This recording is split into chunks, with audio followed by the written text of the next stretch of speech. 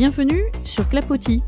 Ce podcast fait partie de la série Méthodologie. Elle s'adresse plus particulièrement ici aux élèves de seconde qui découvrent les différentes méthodes des deux épreuves, l'épreuve écrite et l'épreuve orale qui les attendent en fin d'année de première.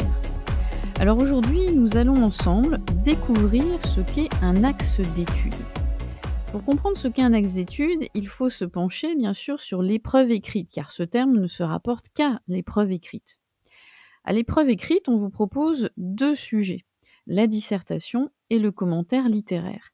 Et donc l'axe d'étude va concerner le commentaire littéraire, pour lequel vous devez effectuer une analyse d'un texte soumis à l'étude. Alors autant le jour de l'oral, vous connaissez le texte que vous aurez à commenter, puisqu'il fait partie d'une liste d'environ une vingtaine de textes que vous aurez travaillé avec votre enseignant tout au long de l'année de première, autant le jour de l'écrit, vous tombez, si on peut dire comme ça, sur un texte inconnu. Il est certes balisé par les siècles, qui sont donnés par le titre de l'objet d'étude en question. Par exemple, si vous tombez sur la poésie, vous savez que vous tomberez sur un texte entre le 19e et le 21e siècle. Alors pour situer votre texte dans son époque, il faut bien connaître l'histoire littéraire. Et là, je vous renvoie aux épisodes de la série Histoire littéraire. Mais pour l'analyser, il faut avant tout savoir construire ce qu'on appelle les fameux axes d'étude. D'ordinaire, on vous invite à faire votre commentaire littéraire autour de 2 axes d'étude. Parfois, vous pouvez en faire 3, mais souvent, on vous conseille de n'en faire que 2 pour équilibrer vos propos et éviter aussi, parfois, dans le 3e axe, de répéter. Alors, vous allez me dire, à ce stade, vous ne voyez toujours pas ce qu'est un axe d'étude. Eh bien, on pourrait dire tout simplement que l'axe d'étude, c'est la traduction matérielle en pages, recto verso, on y reviendra un petit peu plus tard, la traduction de ce qui pourrait être simplement une idée majeure qui traverse tout le texte que vous avez justement à commenter. Et cette idée majeure, pour qu'elle le soit, il faut qu'elle parcourt à plusieurs reprises tout le texte.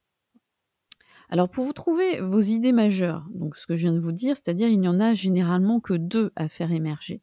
Pour trouver vos idées majeures, eh bien une petite astuce. Vous lisez attentivement le texte 2, 3 fois, pour être sûr de vous imprégner un peu de l'état d'esprit aussi de l'auteur.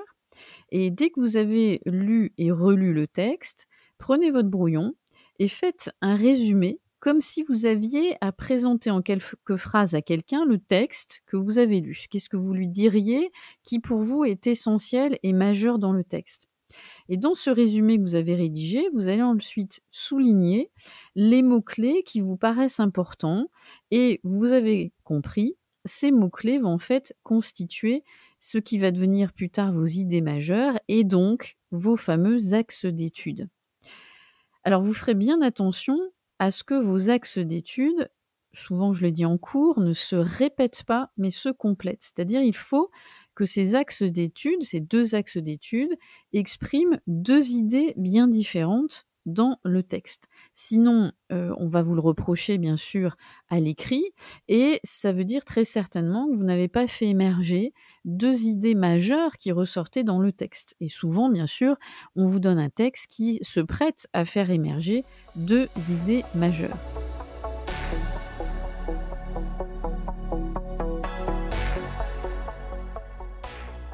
Alors, petite précision à ce stade du podcast et je vois venir une question qui est tout à fait légitime de votre part. Combien, ou du moins, combien de lignes doit faire un axe d'étude sur ma copie? Alors, c'est une question qui est tout à fait légitime et qu'il faut qu'on aborde évidemment.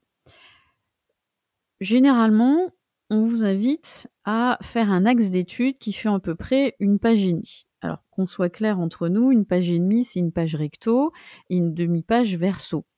Si vous arrivez à en faire une recto verso, c'est très bien, mais vous ferez à ce moment-là bien attention à ce que vos 2 axes d'études soient équilibrés. C'est-à-dire qu'il y en ait pas un qui fasse 1 page et demie, voire 2 pages, hein, donc la page recto verso, et qu'il y en ait un qui fasse qu'1 page recto. On vous le reprochera et ça voudra dire que vous avez oublié certainement un pan, de l'analyse dans votre texte.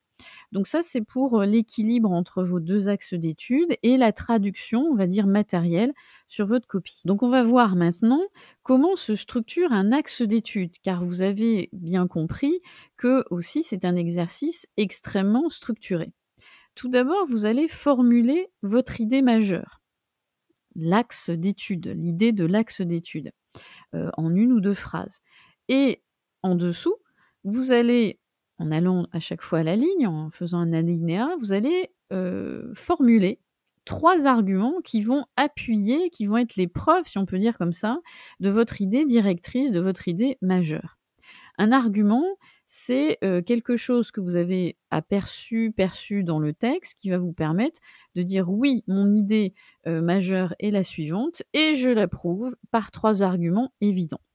Alors pour que ça vous parle plus, on va s'appuyer justement sur le texte que vous retrouvez en infographie sur, le podcast, qui est l'extrait que vous connaissez peut-être de l'éditorial qu'a créé Albert Camus, tout de suite après, la bombe d'Hiroshima. Et c'est un célèbre texte que vous pourriez d'ailleurs tout à fait, avoir à commenter. On reprend donc notre idée d'axe d'étude et je vous invite à le lire et d'ailleurs à vous entraîner, dessus par la suite, pour voir un petit peu concrètement, ce que c'est que l'axe d'étude, les 3 arguments et les micro-analyses. On va revenir tout de suite dessus. Alors, on pourrait imaginer que votre axe d'étude, votre idée majeure serait la suivante. Vous allez montrer que le texte de Camus, c'est un texte qui finalement cherche à convaincre le lecteur de l'atrocité de la bombe. Eh bien, votre idée directrice, vous allez l'appuyer sur 3 arguments qui pourraient être les suivants.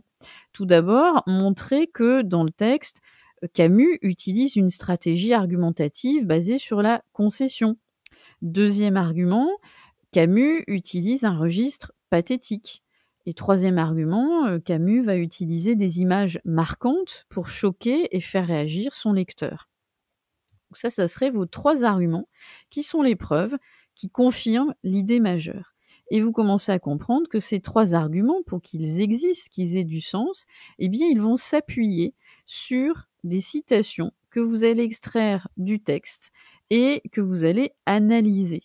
Je vous renvoie à l'épisode sur les micro-analyses pour comprendre justement qu'une citation n'a de sens que si vous l'analysez, c'est-à-dire vous faites émerger des faits stylistiques qui vont prouver, oui, que, on a bien un registre pathétique, on a bien des images marquantes, et cetera, et cetera.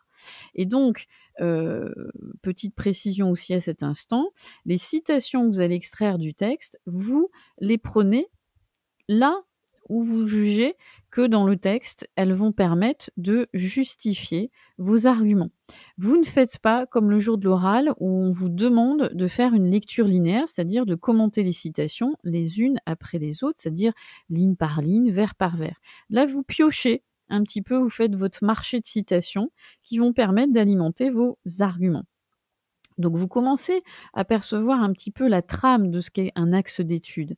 On répète, un axe d'étude, c'est une idée majeure que vous faites ressortir du texte. Cette idée majeure va s'appuyer sur des arguments qui vont être les preuves de ce que vous avancez. Ces arguments vont eux-mêmes s'appuyer sur des citations que vous allez analyser. Et tout ça n'aura de sens que lorsque vos citations, vous allez vraiment, quand je dis décortiquer, vous allez regarder au plus près, ce qu'il y a à dire dessus et en quoi elles apportent du sens par rapport à ce qu'a voulu dire l'auteur. Donc c'est ça un axe d'étude, c'est une idée forte du texte et moi le meilleur conseil que je vous donne pour vous entraîner, c'est de prendre un texte inconnu dans votre manuel, papier ou numérique, vous lisez et vous faites la démarche que je vous indiquais tout à l'heure, à savoir vous lisez 1 fois, 2 fois, 3 fois, et puis après vous dites bon, comment je pourrais le résumer pour vraiment faire émerger ce qui me paraît le plus important. Et de là, spontanément et instinctivement, vous trouverez ces fameuses idées majeures qui vont être vos axes d'étude.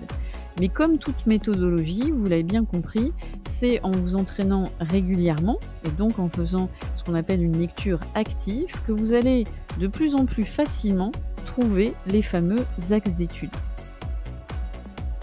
Voilà, j'espère que ce petit podcast de méthodologie concernant l'axe d'étude vous permet déjà d'avoir un aperçu et une vision assez claire de ce qui vous attend pour construire plus tard un commentaire littéraire complet. D'ici là, je vous donne rendez-vous pour d'autres épisodes, mais pas seulement ceux consacrés à la méthodologie. Donc n'hésitez pas à naviguer sur la plateforme Podcastix pour voir, surtout entendre les podcasts qui vous permettront de progresser dans cette matière. Je vous dis donc à très vite sur Clapotis.